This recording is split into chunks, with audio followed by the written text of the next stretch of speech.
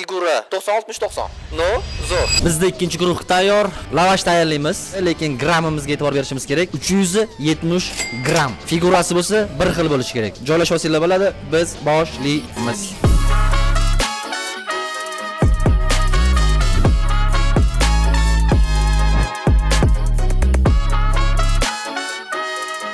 Tayyor bizda lavashlarimiz. Hozir o'lchab ko'ramiz. Birinchi raqamdan boshlab o'lchaymiz.